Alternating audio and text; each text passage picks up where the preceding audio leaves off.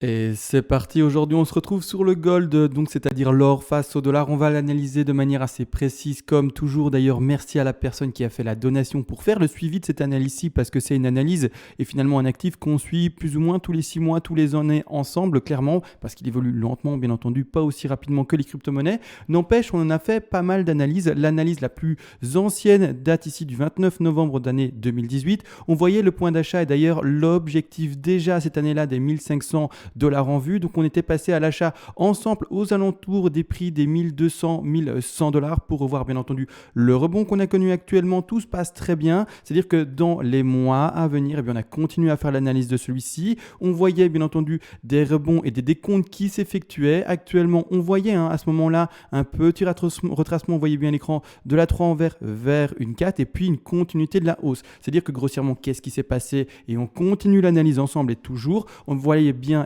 ce retracement de 3 vidéos, donc quelques mois après, de septembre à novembre, si je ne me trompe pas, avec une correction de 4, une 4 retrouvée précisément, et puis un rebond qui devrait s'effectuer, et qui d'ailleurs est occupé de s'effectuer actuellement. Donc là, maintenant, grossièrement, tout est parfait, tout est nickel, et grossièrement, on continue le décompte. Donc, très très beau trade, très beaux investissements en tout cas sur le gold. On est très content du retour qu'on en a, bien entendu, par rapport à celui-ci. On va l'analyser de manière très précise ensemble, encore une fois. Juste vraiment merci à la personne qui fait cette donation. Ça permet de faire un suivi, de voir où on en est et de continuer, bien entendu, à suivre, comme dit finalement, le gold et de ne pas se retrouver pendant des mois et des mois sans rien. Merci à toi, vous le savez.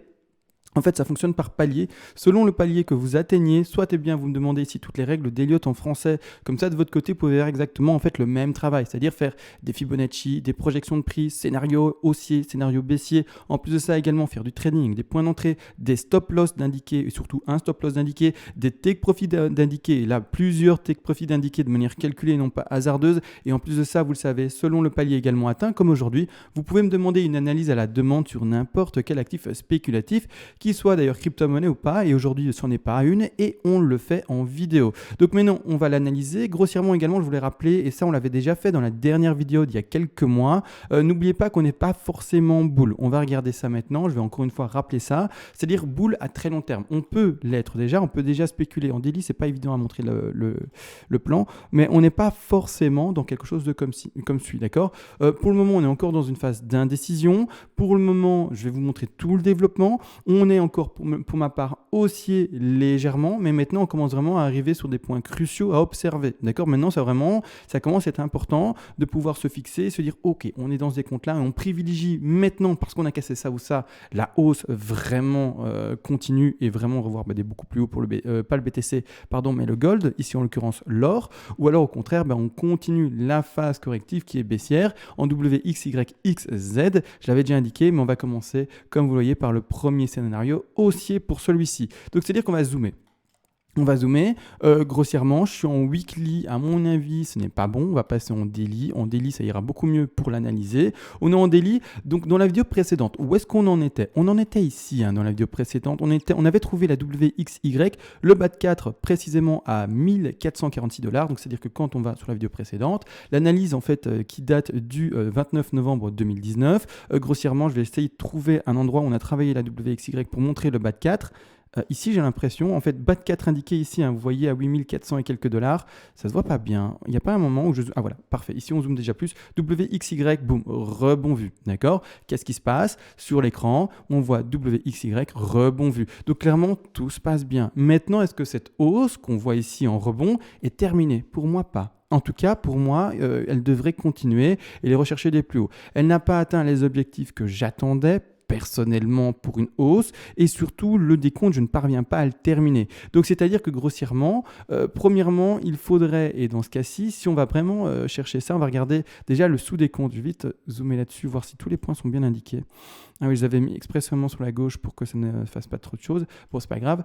Mais la chose ici, c'est que clairement, les objectifs aussi, on va regarder s'ils ont été atteints, d'accord, pour cette 4 vers cette 5. C'est-à-dire que quand je mets ceci à l'écran, hop, si j'arrive à être précis, ici on fait une 3 qui ne parvient pas à ses objectifs de manière assez étonnante. Donc c'est-à-dire que je vais faire ceci, prendre le sommet, le mettre au sommet de ma 3 et regarder les objectifs. Normalement les objectifs les plus classiques seraient au moins d'aller chercher les 61,8% de Fibonacci, d'accord, dans ce cas-ci. C'est-à-dire que par rapport à ça, on devrait au moins retrouver normalement une hausse qui va rechercher les 1690 $. Ce n'est pas le cas, donc voilà, la chose c'est que pour moi, il manque une vague haussière.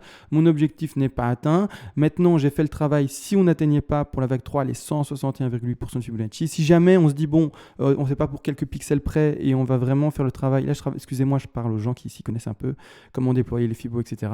Mais si vraiment on se dit, mais c'est pas pour les quelques pixels près où on n'a pas été chercher les 161,8 pour le sommet de 3, dans ce cas-là, le travail le plus simple, c'est de reporter ça au bas de 4 et de regarder l'objectif qui serait de 100. Maintenant, clairement, du coup, prenez un TP là, vous faites une micro-vente ici à 1632 si on y arrive bien entendu.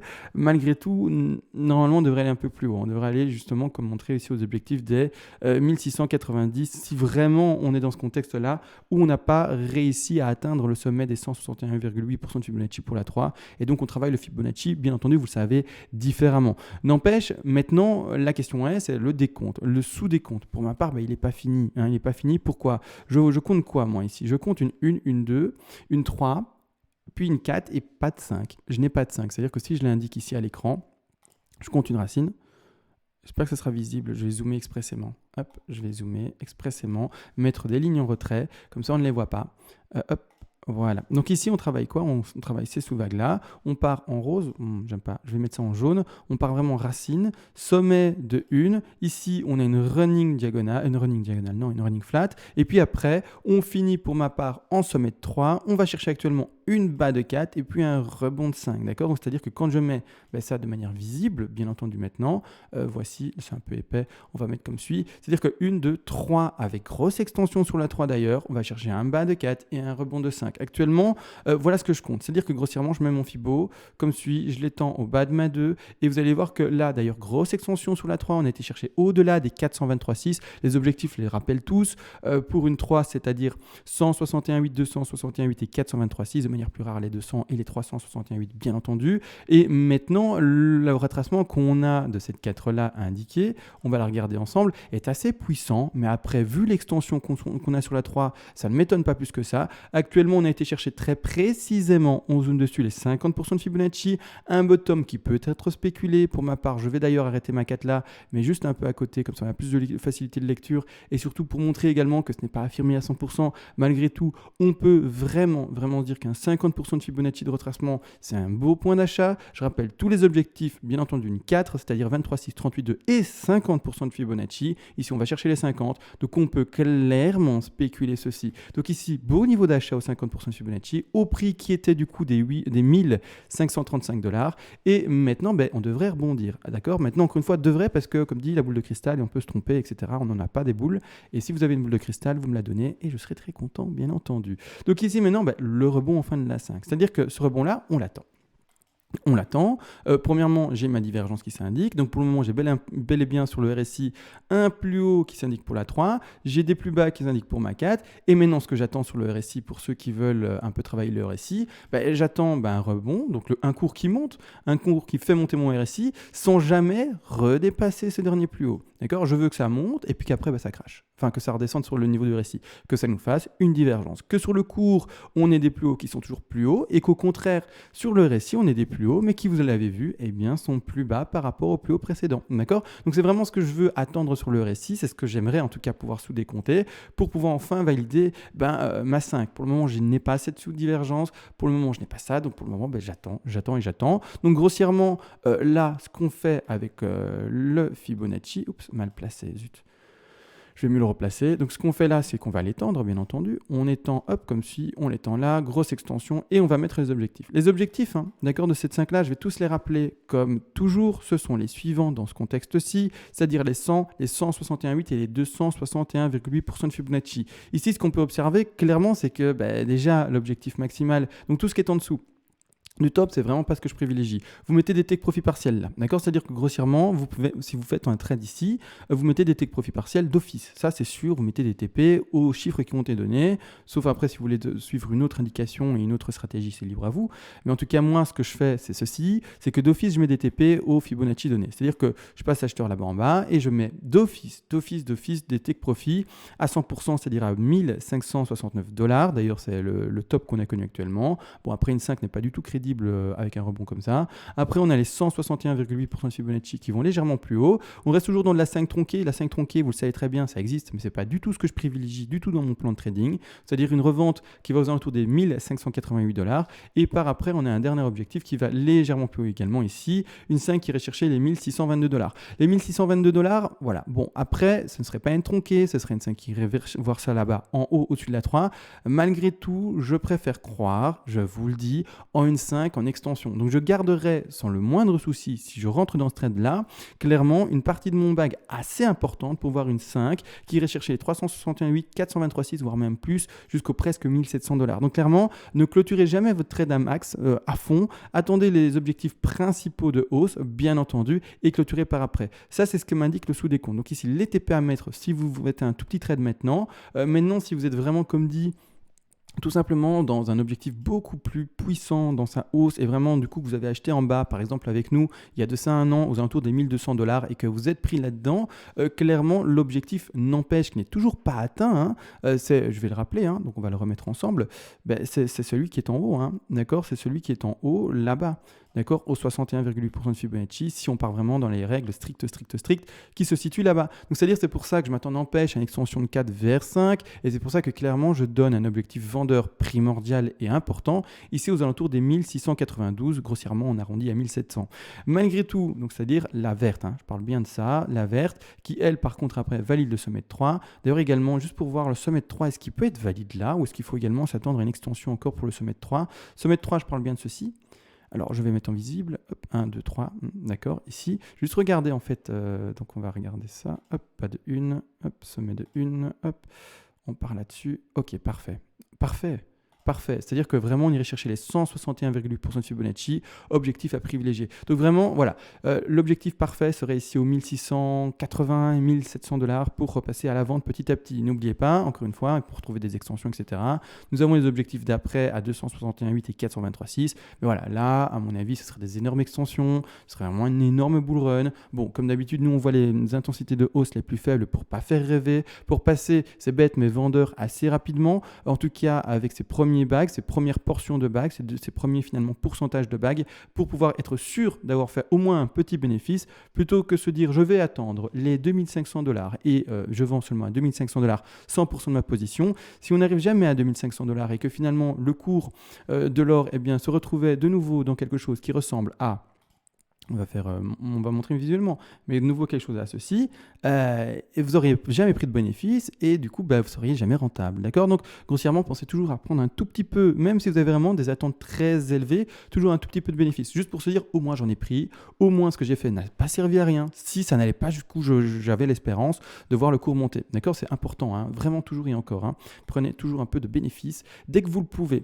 Donc là maintenant, ça, ce qu'on peut voir, du coup, c'est un sommet de 3 qui va chercher les 161,8% de Fibonacci, et par après, vous le voyez, on peut continuer à monter en 4, correction de 4, puis après 5, et puis boum boum, on continue à monter, d'accord? C'est-à-dire que quand j'ai passé en weekly pour avoir plus de place sur le graphique et pouvoir l'indiquer, grossièrement, on pourra revoir un sommet de 1, alors je vais retirer ces petits rectangles-là qui ont déjà été travaillés pour d'autres choses, on peut retrouver un sommet de 1, une correction de 2, puis un rebond 3, 4 et 5, et monter.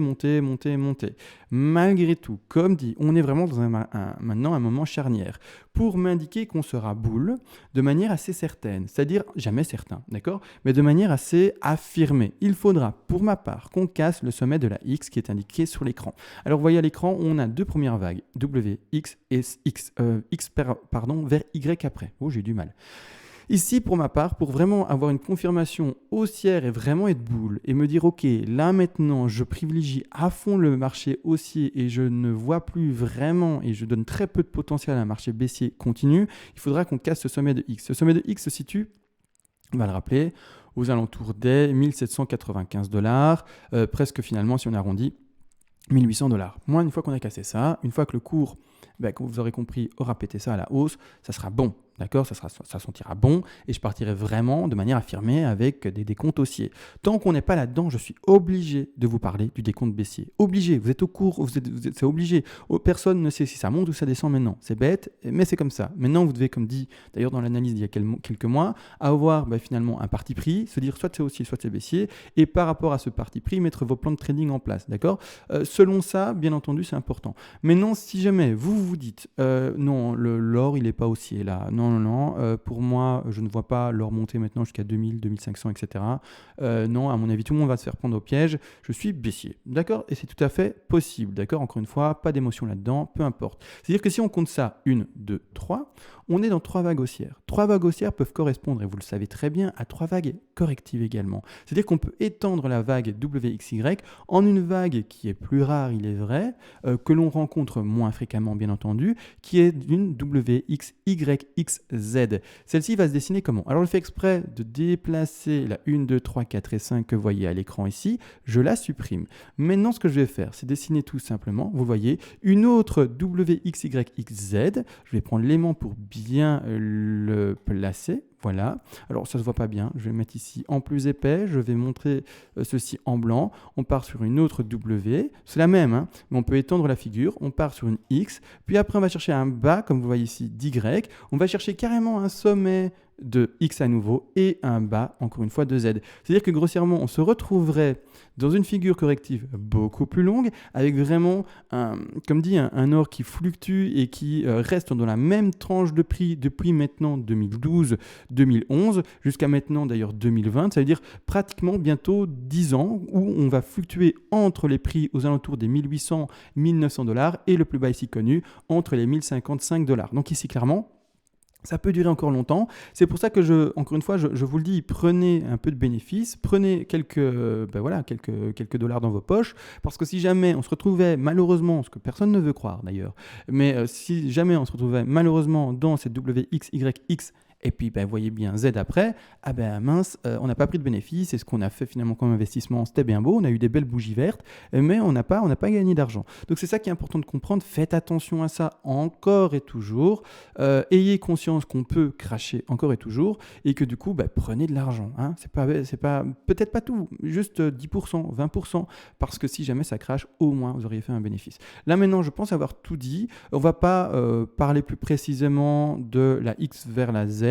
La seule chose à comprendre ici, c'est que il faudra un sous-décompte soit en triangle ABCDE, soit également en zigzag ABC ou alors en flat en ABC. Juste pour l'illustrer, comme ça tout le monde voit, c'est-à-dire qu'on ne serait plus du tout dans ce contexte-là. Hein. Ce contexte-là en jaune qui monte, il faudra du coup le transposer un peu plus tard et voir une hausse plus tard. D'accord, c'est vraiment ça que ça indique. C'est-à-dire que grossièrement, ceci... soit on le décompte en ABCDE, ce sont des définitions de X vers Z en ABCDE, c'est plus rare. Hein. Je vais mettre la couleur en autre chose, je vais la mettre en jaune. Définition comme ça en ABCDE, c'est plus rare. D'accord, c'est plus rare, ça existe, mais c'est plus rare. Et donc après, on reprend la hausse qui continue par à droite. D'accord. Donc triangle, pourquoi pas, mais comme dit, c'est plus rare. Dans ce cas, il faudra plutôt au contraire privilégier, et là c'est déjà beaucoup plus fréquent, une zigzag. Une zigzag s'indique comme suit. Alors zigzag, encore une fois, c'est quelque chose qui ne dépasse pas les 90% de Fibonacci de retracement, et on partirait en A, en P et puis en C, d'accord, A, B, C. Maintenant, ça c'est vraiment le plus commun. Il y a également moins commun, la flat. La flat, ça c'est quelque chose qui dépasse les 90% de Fibonacci, c'est-à-dire un énorme rebond à un moment, qui peut même dépasser ceci, aller chercher les 123, 161,8% de Fibonacci, extrêmement rare, hein. Je vous le dis, extrêmement rare, c'est vraiment parce qu'on... Voilà. Et en plus de ça, il y a quand même le frein de la X ici qui se situe à 1780, $1800 pour arrondir. Donc grossièrement, une flat c'est vraiment beaucoup plus rare. Et surtout dans le contexte ici qu'on reconnaît, si vraiment on pète là-bas en haut, je ne partirai pas dans l'idée d'une flat, et au contraire, dans une correction de 2, 3, 4 et 5, et on continue à monter. Voilà, on ne privilégie pas, comme dit, une flat, et on part au contraire, comme dit, plutôt dans une zigzag. Encore une fois, c'est quelque chose qu'on n'espère pas. Maintenant, on aimerait tous voir leur montée, mais n'empêche, voilà, le plan que j'ai dû mettre en avant pour vous. Les plus bas, si jamais, en fait, la X vers la Z va se dessiner, on les travaillera plus tard. Il y a différents objectifs, etc. Maintenant, ils ne sont pas du tout, comme dit, du tout affirmés et confirmés, donc on va attendre, encore une fois, voit le développement de l'or, qui, on ose tous l'espérer, et n'empêche enfin aussi. Excusez-moi pour la coupure de fin de vidéo. Comme dit, j'ai eu un petit problème dans la vraie vie, là, à côté de moi, et j'ai dû le régler au plus vite. Sinon, la maison, elle est peut-être cramée, mais peu importe. Sur ce, on se laisse. On se voit d'ailleurs d'ici quelques temps, bien entendu. Et sur ce, ciao réellement.